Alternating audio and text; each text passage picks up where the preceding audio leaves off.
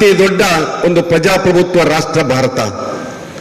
140 ಕೋಟಿ ಜನಸಂಖ್ಯೆಯನ್ನು ಹೊಂದಿರುವಂತಹ ಈ ದೇಶದ ಪ್ರಜಾಪ್ರಭುತ್ವದ ಹಬ್ಬ ಡೆಮೋಕ್ರಸಿ ಏನು ಇವತ್ತು ಈ ಭಾರತದಲ್ಲಿ ಇದೆ, ಇದನ್ನು ನಾವೊಂದು ಫೆಸ್ಟಿವಲ್ ರೀತಿಯಲ್ಲಿ ಆಚರಣೆ ಮಾಡ್ತಾ ಇದ್ದೇವೆ. ಫೆಸ್ಟಿವಲ್ ಆಫ್ ದಿ ಡೆಮೋಕ್ರಸಿ ಅಂತೇಳಿ ಈ ಪ್ರಜಾಪ್ರಭುತ್ವದ ಚುನಾವಣೆಯನ್ನು ಬಾಬಾ ಸಾಹೇಬ್ ಅಂಬೇಡ್ಕರ್ ಉಲ್ಲೇಖ ಮಾಡಿದ್ದಾರೆ.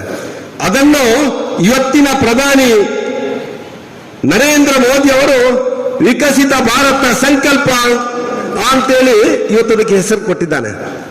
ಅವರ ಆ ಮಾತುಗಳು ಸಬ್ಕಾ ಸಾಥ್ ಸಬ್ಕಾ ವಿಕಾಸ್ ಸಬ್ಕಾ ಪ್ರಯಾಸ್ ಏನು ಹೇಳಿದಾರೋ ಇದು ಸರ್ವೇ ಜನ ಸುಖಿನೋ ಭವಂತು ಅಂತೇಳಿ.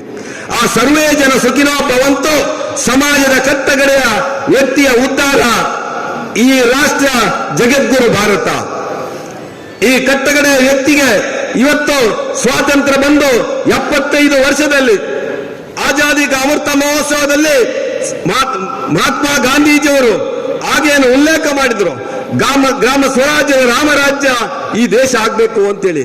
ಆ ಕಲ್ಪನೆಯನ್ನು ಇಟ್ಟುಕೊಂಡು ಈ ದೇಶದ ಪ್ರಧಾನಿಯವರು ಹಾಕಿಕೊಂಡಂತಹ ಕಾರ್ಯಕ್ರಮಗಳು ಇವತ್ತು ಜನಸಾಮಾನ್ಯರ ಬದುಕನ್ನು ಹಸನು ಮಾಡುವ ಜೊತೆಯಲ್ಲಿ ಸ್ವಾಭಿಮಾನದೆಡೆಗೆ ಕೊಂಡೋಗುವಂತ ಕೆಲಸವನ್ನು ಮಾಡಿದೆ. ಇವತ್ತು ಪ್ರತಿಯೊಂದು ಕಾರ್ಯಕ್ರಮ ಸುಮಾರು 700 ಕಾರ್ಯಕ್ರಮವನ್ನು ಈ ದೇಶದ ಪ್ರಧಾನಿ ಕಳೆದ 10 ವರ್ಷದಲ್ಲಿ ಕೊಟ್ಟಿದ್ದಾರೆ. ಇವತ್ತು ಜಗತ್ತು ಭಾರತವನ್ನು 2 ಭಾರತವನ್ನಾಗಿ ನೋಡುವಂತ ಕೆಲಸ ಮಾಡ್ತದೆ. 2014ರ ನಂತರ ಭಾರತ, 2014ರ ಆಚೆಯ ಭಾರತ ಅಂದ್ರೆ UPA ಸರ್ಕಾರದ ಭಾರತ, NDA ಸರ್ಕಾರದ ಭಾರತ. NDA ಸರ್ಕಾರದ ಭಾರತ ಅಭಿವೃದ್ಧಿಶೀಲ ಭ್ರಷ್ಟಾಚಾರ ಮುಕ್ತವಾದಂತ ಭಾರತ. UPA ಸರ್ಕಾರ ಭ್ರಷ್ಟಾಚಾರ ಮುಕ್ತವಾದಂತಹ ಸರ್ಕಾರ, ಸ್ವಜನ ಪಕ್ಷವಾದಂತಹ ಪಕ್ಷ ಸರ್ಕಾರ. ಇವತ್ತು ಗರೀಬಿ ಹಟಾವೋ ಅಂತೇಳಿ ಬಹುಶಃ ನಾನು ಸಣ್ಣದಿರುವಾಗ ಕೇಳಿದ್ದೇನೆ ಡಾಕ್ಟ್ರೆ, ಸರಿಯಲ್ಲ, ಗರೀಬಿ ಹಟಾವೋ ಅಂತೇಳಿ. ಬಹುಶಃ 60 ವರ್ಷ ಆಡಳಿತ ಮಾಡಿದಂತಹ ಕಾಂಗ್ರೆಸ್ ಇವತ್ತು ಕೂಡ ಗರೀಬಿ ಹಟಾವೋ ಹೇಳ್ತಾರೆ ಹೊರತು ಈ ದೇಶವನ್ನು ಅಭಿವೃದ್ಧಿಯತ್ತ ಕೊಂಡೋಗುವಂತ ಮಾತನ್ನು ಹೇಳ್ತಾ ಇಲ್ಲ.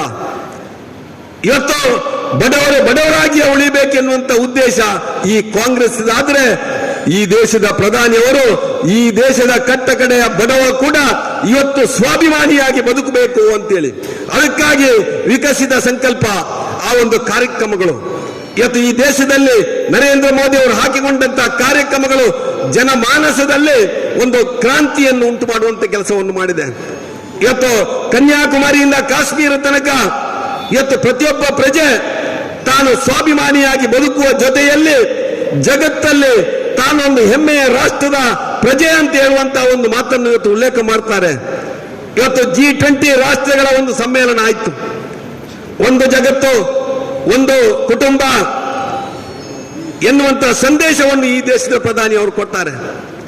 ಆ ಸಂದೇಶ ಇವತ್ತು ಜಗತ್ತಿನ ಮೂಲ ರಾಷ್ಟ್ರಗಳು ಭಾರತ ಹೇಗಿದೆ, ಭಾರತದ ಸಂಕಲ್ಪ ಏನು, ಆ ಪ್ರಧಾನಿಯವರ ಉದ್ದೇಶ ಏನು ಅಂತೇಳಿ ಇವತ್ತು ಆ G20 ರಾಷ್ಟ್ರಗಳ ಸಮ್ಮೇಳನದಲ್ಲಿ ಇವತ್ತು ಸಾಬೀತಾಗುವಂತ ಕೆಲಸ ಆಗಿದೆ.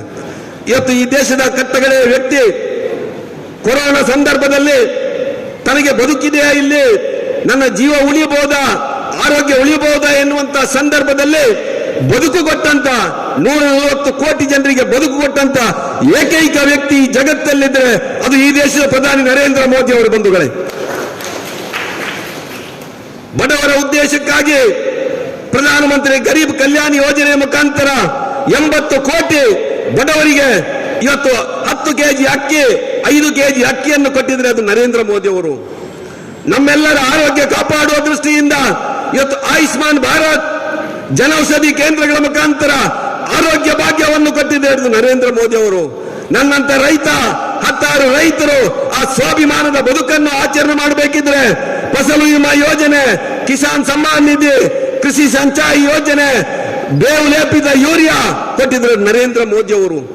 ಈ ಸಮಾಜದ ಕಟ್ಟಕಡೆಯ ಒಬ್ಬ ಮಹಿಳೆ ತಾನು ತನ್ನ ಕುಟುಂಬಕ್ಕೆ ಇವತ್ತು ಒಳ್ಳೆಯ ಆಹಾರವನ್ನು ಬೇಯಿಸಬೇಕಿದ್ರೆ ಉಜಾಲ ಯೋಜನೆಯನ್ನು ಕೊಟ್ಟಿದ್ರೆ ಅದು ನರೇಂದ್ರ ಮೋದಿ ಅವರು.